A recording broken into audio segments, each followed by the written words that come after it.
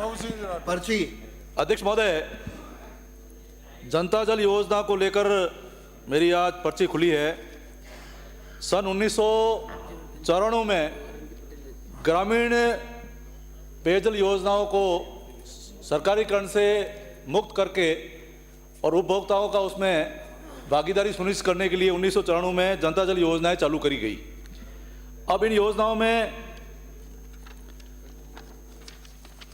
उसका संचालन साधारण जो था वो जन स्वास्थ्य अभियांत्रिकी विभाग से हो रहा था और पंचायतों को अंशकालीन श्रमिक लगाने का इसमें प्रावधान किया गया था और जलदाय पीएचडी विभाग ही इसमें मेंटेनेंस के लिए 400 रुपये हॉर्स पावर के हिसाब से पैसा दे रहा था और श्रमिकों को मानदेय भी उससे मिल रहा था। उसके पश्चात सन 2011 में फिर से सरकार ने फैसला किया कि पंचायत राज विभाग इसको अपने अंडर में लेकर के मानदेय का पैसा वो दे। तो मानदेय का पैसा दे रहे थे, मेंटेनेंस का पैसा दे रहे थे और ये चल रहा था। उसके दौरान एक न्यायालय में रिट याचिका हुई और रिट याचिका में यहाँ के सारे श्रमिकों ने कहा कि हमको न्यूनतम मजदूरी दी जाए। तो 1/5/6/9/17 को जो अंशकालिक श्रमिक थे, न्यायालय ने फैसला किया कि अंशकालिक श्रमिक का जो पद है इसको हटा करके सहायक पंप चालक किया जाए। तो न्यायालय के आदेश से सहायक पंप चालक हो गए और 1/5 और उसके बाद में इनको सहायक पंप चालक के नाम से पुकारा जाने लगा और ये सारे जनता जल योजनाओं को चला रहे थे। उस दौरान वापस फिर से 1/5/2022 को सरकार ने निर्णय लिया कि ये ग्राम पंचायत चलाने में असक्षम है, इसलिए पीएचडी विभाग इसको अपने अधीन ले ले। तो पीएचडी विभाग ने अधीन ले लिया, लेकिन हुआ ये कि कांग्रेस शासन के समय में आनंद फानन में इनको सारी योजनाओं को लिया गया।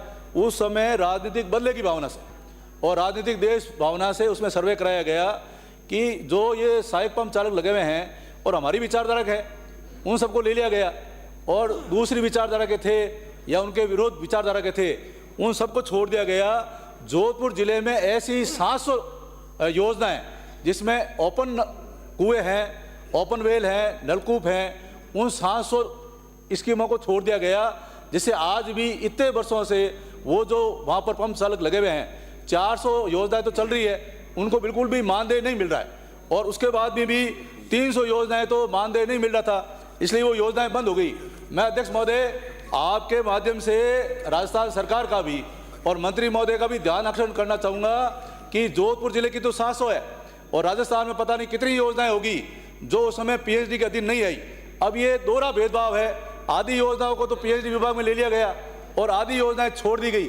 अब उनको अगर मेंटेनेंस का पैसा नहीं मिलेगा, उनको मानदेय का पैसा नहीं मिलेगा, तो वो भी जो पंप चालक है वो छोड़ देंगे और छोड़ने के बाद में ये पेयजल का भयंकर संकट व्याप्त हो जाएगा, पेयजल का संकट हो जाएगा। इसलिए मैं सरकार का ध्यान आकर्षण करना चाह रहा हूँ कि ये लंबे वर्षे से सन 1994 से लगे हुए हैं, तो क्यों नहीं आपके यहाँ पीएचडी में इतनी पद खाली हो गए हैं, आप नई भर्तियां करें और नई भर्तियों के अंदर इनको अगर आप बोनस के माध्यम से लें, ये अनुभव के आधार पर इनको नियमित भी कर सकते हैं और एक नियमित भी कर सकते हैं। और इनकी जो मांगे हैं वो मैं आपसे निवेदन करना चाहूँगा कि जनता जल योजना पर कार्यरत पंप चालकों को विभाग में रिक्त पदों पर समायोजित करते हुए नियमित घोषित किया जाए। सहायक पंप चालक आदेश 2023 के अनुसार पद नाम सर्जित कर एवं अनुभव के आधार पर ग्रेड प्रथम, द्वितीय, तृतीय तय कर सेवा नियम निर्धारण किया जाए। 1-2 पॉइंट।